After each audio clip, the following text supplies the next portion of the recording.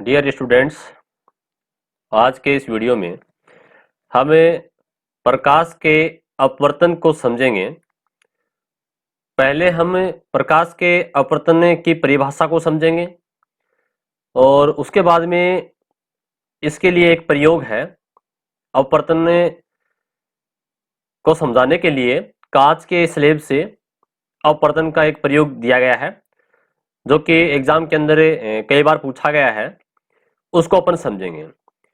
तो पिछली छोटी कक्षाओं में आपने अपवर्तन की परिभाषा को बिल्कुल पढ़ा है, समझा है।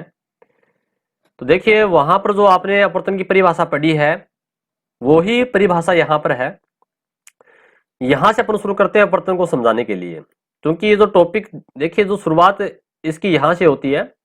अपवर्तन टॉपिक यहां से शुरू होता है, परंतु यहां शुरुआत में ही इसके कुछ एग्जाम्पल दिए गए हैं। जैसे कांच के गिलास है, उसमें रखी हुई स्ट्रॉ है, ठीक है, या फिर ये पानी में थोड़ी डूबी हुई पेंसिल है, या फिर ये सिक्के का ऊपर उठा दिखाई देना। ये कुछ एग्जाम्पल्स हैं इसके। इन एग्जाम्पल को समझने से पहले हमें अपवर्तन क्या है इसको समझना होगा, तभी अपने एग्जाम्पल जो है, ये उदाहरण है, ये क्लियर हो पाएंगे। तो आपको जो सबसे पहले इसकी परिभाषा है उसको अपन पढ़ते हैं। देखो, यहां से शुरुआत करनी है, ठीक है, और यहां तक इसकी परिभाषा है। परिभाषा यह है कि जब प्रकाश किसी एक माध्यम से दूसरे माध्यम में गमन करता है या प्रवेश करता है, एक ही बात है, ठीक है, तो दोनों माध्यम को पृथक करने वाले पृष्ठ पर, एक माध्यम है और दूसरा माध्यम है, इन दोनों को पृथक करने वाला जो पृष्ठ है, ठीक है, जो बीच की सतह है, पृष्ठ पर प्रकाश किरणों की दिशा में परिवर्तन, यानी कि प्रकाश की जो किरण है जिस दिशा में जा रही थी उसकी दिशा बदल जाती है। प्रकाश की किरण का जो पथ है, रास्ता है, वो बदल जाता है, विचलित हो जाता है। यह प्रभाव अपवर्तन कहलाता है। अब देखिए, ये तो इसकी परिभाषा है। इसमें शब्द जो है वो आप अपनी इच्छा के अनुसार सरल शब्दों का प्रयोग भी कर सकते हैं। जैसे मान लीजिए, आपको मैं बताऊं कि जब प्रकाश की किरण एक माध्यम से दूसरे माध्यम में प्रवेश करती है तो वह अपने पथ से विचलित हो जाती है या मुड़ जाती है। इसे ही प्रकाश का अपवर्तन कहते हैं, ठीक है। कोई भी आप सरल भाषा में परिभाषा बना सकते हैं अपनी, लेकिन ये शब्द आने जरूरी है कि एक माध्यम से दूसरे माध्यम में प्रवेश करती है और वो अपने पथ से विचलित हो जाती है, यानी कि उसकी दिशा बदल जाती है, ठीक है। अब देखिए, इसको अपन प्रयोग से समझेंगे तो उसके लिए यहां देखो, जो प्रयोग है कांच के स्लेब से अपवर्तन का जो प्रयोग है, पहले अपन इसको अब समझेंगे। परिभाषा को अपन ने पढ़ लिया, अब इस परिभाषा को यहां पर अपन क्लियर करेंगे। ये कांच का कोई एक टुकड़ा है जो आपको दिखाई दे रहा है कि ए बी सी, ठीक है ना, ए बी, और यहां सी और डी, इसका नाम दे दिया अपन ने। कांच का एक स्लेब है, स्लेब का मतलब यानी कि कांच का एक मोटा टुकड़ा है कोई, वो ही कांच। जैसे मान लीजिए आपकी टेबल जो है, या आपके स्कूल में जो आपका जो ऑफिस है या प्रिंसिपल सर की जो टेबल है, वहां आपने देखा होगा कि टेबल के ऊपर एक एक मोटा सा कांच अपन लगा के रखते हैं, ठीक है, वो उसे अपन कांच के स्लेब कहते हैं। तो अपन ने छोटा टुकड़ा ले लिया एक, इस प्रकार से, और इसमें कोई प्रकाश की किरण, यहां इधर से अपन ने इसमें प्रकाश की किरण को आपतित किया। टॉर्च का प्रकाश हो सकता है, कोई लेजर लाइट हो सकती है, ठीक है।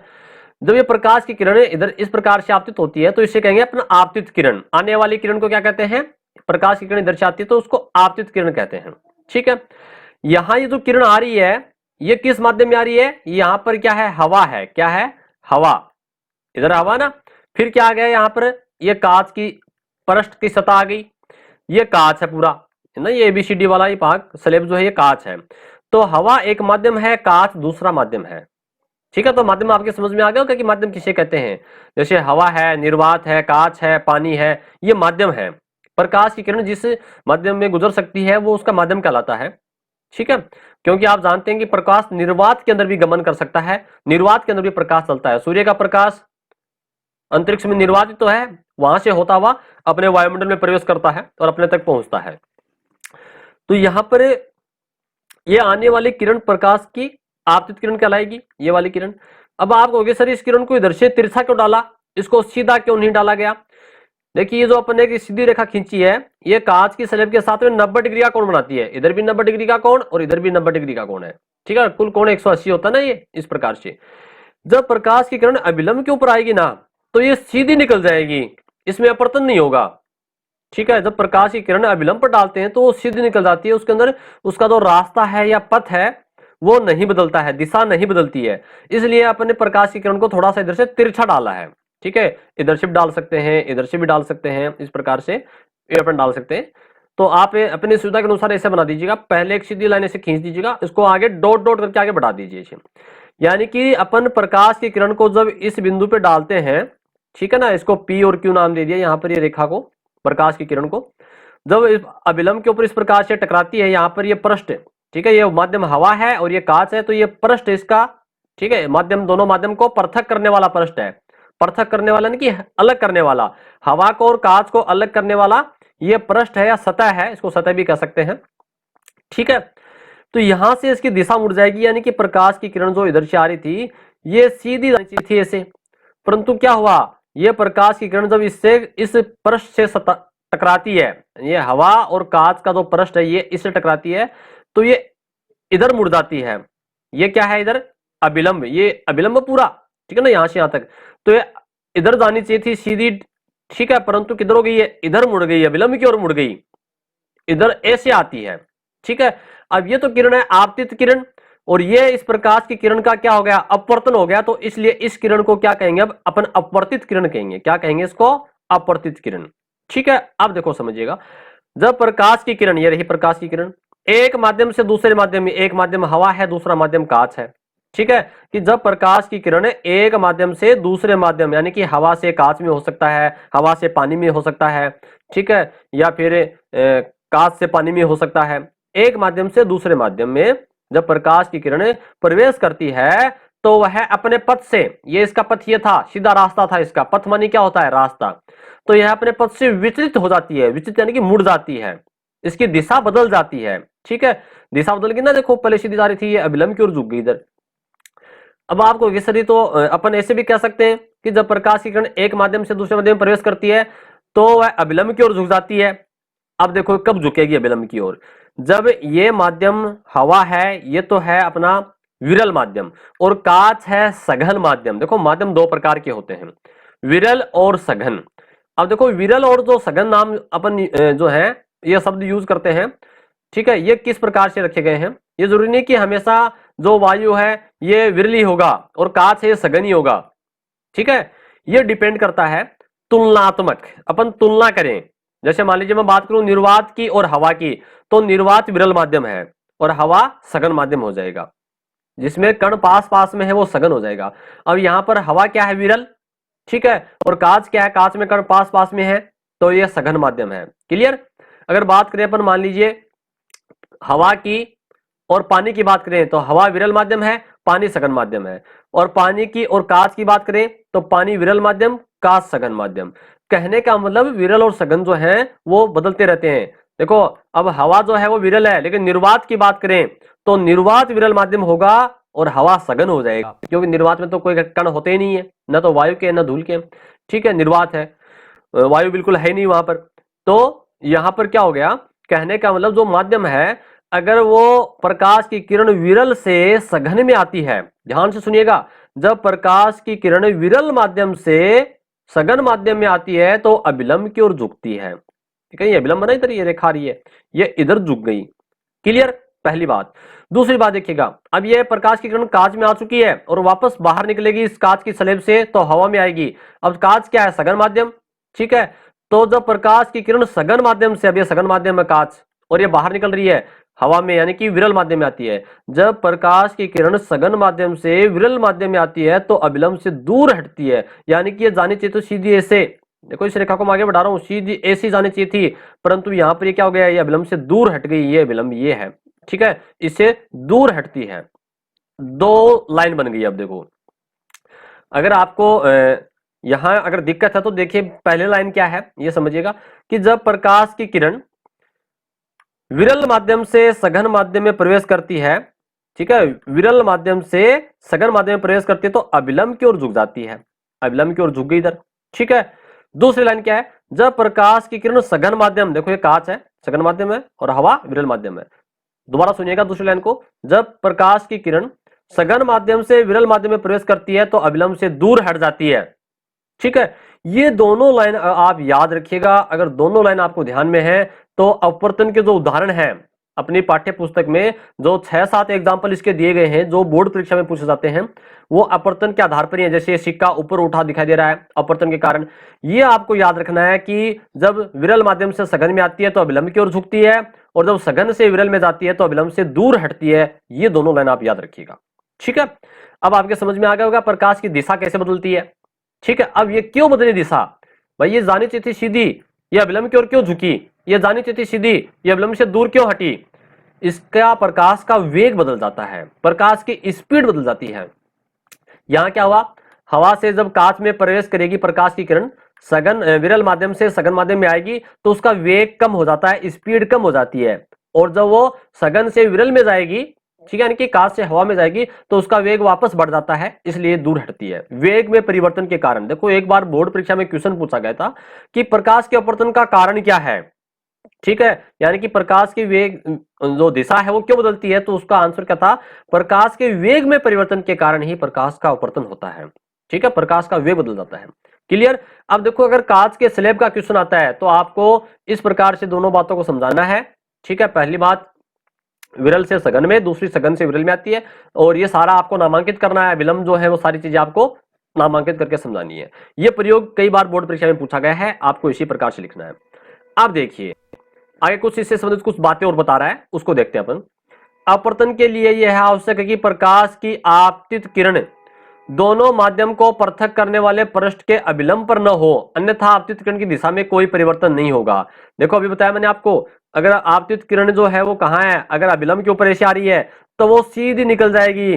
ठीक है, ये नहीं मुड़ेगी, इसलिए हमने क्या किया, प्रकाश की किरण जो है उसको इस प्रकार से तिरछा लिया है, कुछ कोण पे लिया है। अब देखो ये अभिलंब और ये जो आपतित किरण है इसके बीच में जो कोण है ये कहलाता है आपतन कोण आई।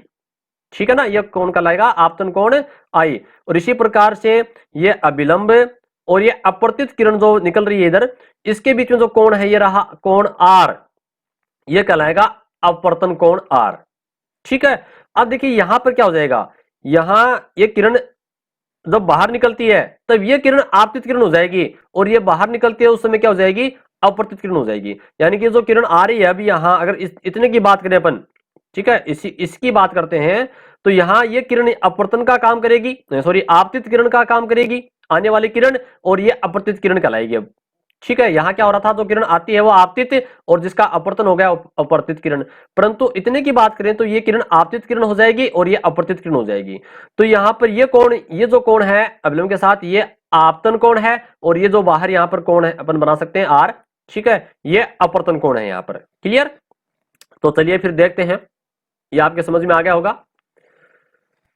ठीक है, कि अभिलंब के ऊपर आती है तो उसमें कोई किसी प्रकार का अपवर्तन नहीं होता है। आगे देखो कुछ इंपोर्टेंट बातें। हम जानते हैं कि निर्वात में, निर्वात का मतलब जहां पर हवा नहीं है, वात का जो विलोम शब्द है निर्वात होता है।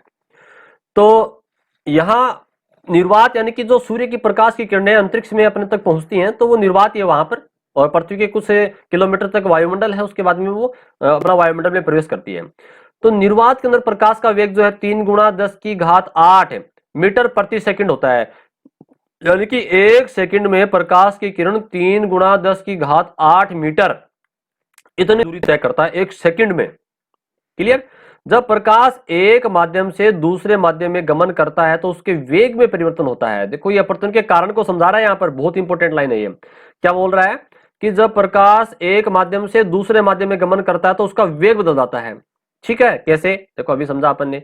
ये प्रकाश किरण एक माध्यम यानी कि हवा, और दूसरा माध्यम कांच, तो उसका वेग बदल गया, इसकी स्पीड कम हो जाती है। जब विरल से सघन में आता है तो वेग कम हो जाता है, और जब सघन से विरल में जाता है तो वेग बढ़ जाता है। ठीक है, इस बात को आप याद रखिएगा। फिर क्या होगा आगे, वेग में परिवर्तन होता है यदि दूसरा माध्यम पहले माध्यम के सापेक्ष सघन है। यानी कि पहला माध्यम क्या है, विरल, और दूसरा क्या है, सघन। ये उसी की बात हो रही है जो कांच की स्लेब वाला अपने बात की थी। ये क्या है, विरल, और ये क्या है, सघन।